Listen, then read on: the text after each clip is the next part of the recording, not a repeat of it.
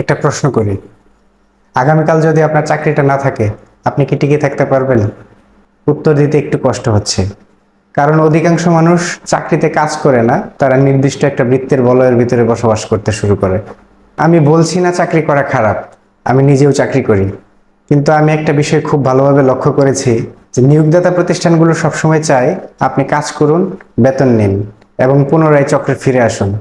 তারা আপনাকে সরাসরি কখনোই বলবে না যে আপনার স্বপ্ন দেখা বারণ, কিন্তু এমন একটি পরিবেশ তৈরি করবে যেখানে আপনি বিশ্বাস করতে শুরু করবেন ভিন্ন কিছু চিন্তা করা আপনার উচিত নয়, ব্যবসা আপনার জন্য নয়, নতুন কিছু করা আপনার দ্বারা সম্ভব না, এই বৃত্তের বাইরে আপনি যেতে পারবেন না, এবং এই চাকরিটাই আমার জীবনের সবকিছু।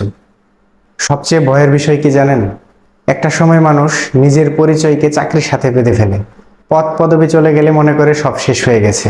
আপনি চাকরি করুন, সততার সঙ্গে করুন, কিন্তু আপনার ভবিষ্যৎ এবং আয়ের উৎস একটা বিষয়ের উপর নির্ভরশীল রেখে নয়।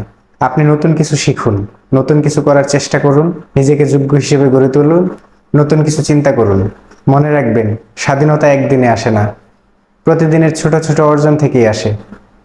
আপনাকে যদি সবসময় বলা হয়ে থাকে এই বৃত্তের বাইরে গেলে আপনি শেষ হয়ে যাবেন, তাহলে মনে রাখবেন, পৃথিবীর বড় বড় পরিবর্তন হয়েছে সেই মানুষগুলোকে দিয়ে যারা বৃত্তের বাইরে যাওয়ার সাহস করেছিল।